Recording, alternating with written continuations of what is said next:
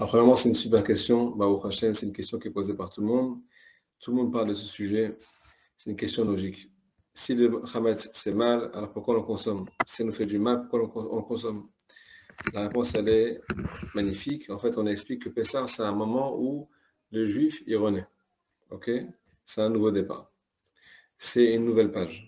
C'est comme un embryon qui sort du ventre de sa maman et qui sort et qui va connaître la vie. Alors pour ça, pour pouvoir prendre un nouveau départ, il faut absolument mettre ce qu'on appelle le mal de côté. Donc on commence bien. On met tout le mal de côté qui fait référence au Hametz. On se fait une cure de désintoxication pendant 7 jours. Deuxièmement, le fait qu'on doit sortir d'Égypte. C'est quoi sortir d'Égypte? C'est sortir de l'exil général et personnel de chacun. Alors on doit ce qu'on appelle prendre la matzah. La matzah, c'est un pain qui n'a pas levé. Ça fait référence à quelqu'un qui ne réfléchit pas. Quelqu'un à qui on a annoncé la Géoula, annoncé une délivrance, et lui, il dit ok, j'arrive tout de suite. Rabbi Nathan, il explique, Rabbi Nathan de Bressel, dans l'écoute à la route, il explique que si les Juifs, ils sont sortis d'Égypte la nuit de Pessah, c'est parce qu'ils n'ont pas laissé monter le pain. Parce que le Hametz, ça fait référence à la fermentation, celui qui réfléchit trop. Donc celui qui réfléchit trop, quand on lui annonce la Géoula, il dit mais qui a dit? Est-ce que ça va marcher? Ainsi de suite. Peut-être que c'est pas vrai. Peut-être que c'est pour tout le monde, mais sauf pour moi, ainsi de suite. Donc le fait de consommer quelque chose qui fermente, ça empêche le juif de se libérer, surtout le jour où il doit être libéré. Donc c'est un jour, spécialement, où on n'a pas le droit de consommer du Hametz, parce que c'est un jour de délivrance. Un jour, on doit arrêter de réfléchir. Hachem veut nous faire un cadeau, il nous sort d'Égypte. Pourquoi? Parce que sans raison. Arrête de réfléchir. On consomme la matzah, elle est plate, elle est innocente. Elle est innocente. Deuxièmement, il est marqué dans le Baal Shem Tov, il est marqué dans tous les livres, que le mal n'existe pas. Ça veut dire que tout ce qu'il y a de mal dans ce monde, même si c'est anti-Torah, ainsi de suite, ça vient que voiler la sainteté. Akadosh Baruch Hu, il est Melo Cholas Kevodo, il remplit tout ce monde. Il remplit tout ce monde.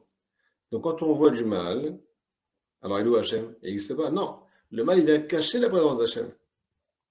Le Hametz, il est un peu, il nous induit un peu en erreur. C'est une création d'Hachem.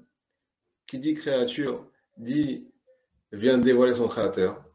Une créature elle est là pour dévoiler son créateur.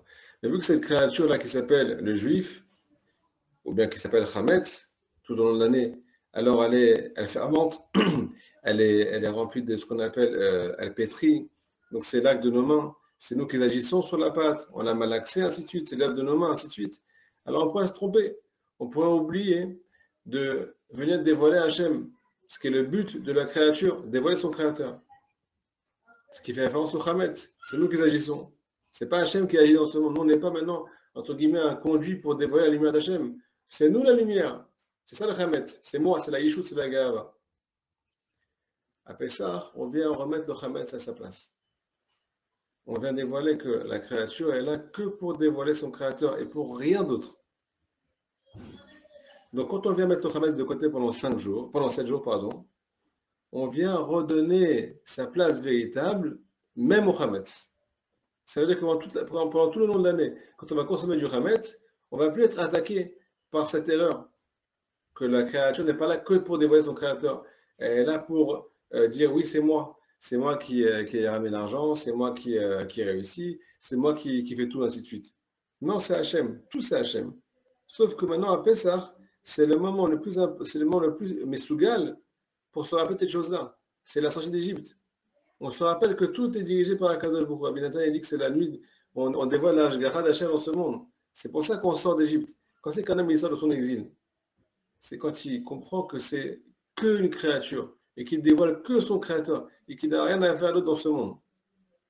Donc pendant 7 jours, on vient mettre le Hametz à sa place pour qu'il ne nous fasse plus de mal pendant l'année.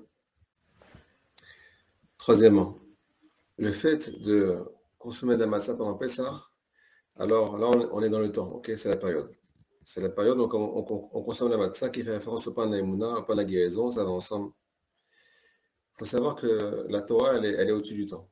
Ça veut dire que si maintenant on nous ordonne à Pessah de consommer la matzah, ça ne veut pas dire que pendant toute l'année, on ne peut pas mériter les bienfaits de la matzah, même sans la consommer.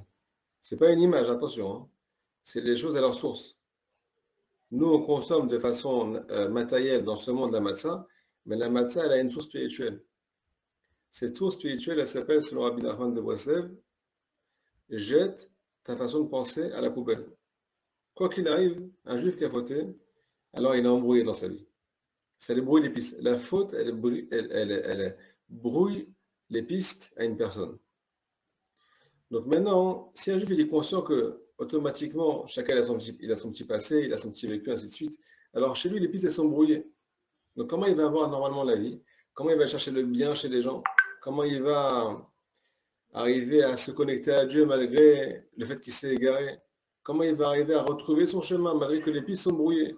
Et bien tout simplement, c'est quand il va utiliser le cerveau, la façon de voir, la façon de penser de ceux qui sont propres. C'est pour ça qu'il faut s'attacher aux tzadikim. Les tzadikim, ils nous montrent le chemin parce qu'eux, ils ont réparé l'alliance. Ils ont réparé leur vision des choses. Ils ont réparé leur âme. Ils ont réparé leur corps. Ils sont plus sous l'emprise de leur corps, sous l'emprise du Yetzirah. Ils sont sous l'emprise de leur âme. Donc, ils arrivent à voir clair dans la vie.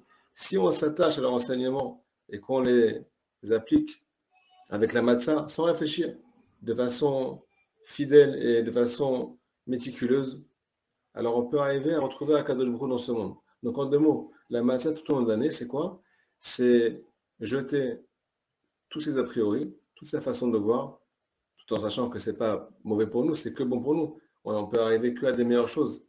Et s'attacher justement au da des tzadikim, à la façon de voir et la façon de prendre la vie, la façon de voir Hachem. On ne voit pas Hachem comme nous on voit Hachem, Hachem Ishmo. Il faut voir Hachem avec le regard de ceux qui ont réparé leur vision des choses. Ils vont découvrir quelque chose de nouveau.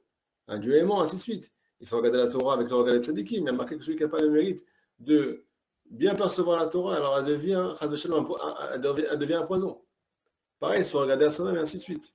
Donc on veut utiliser la matzah pendant Pessah pour réparer cette chose-là.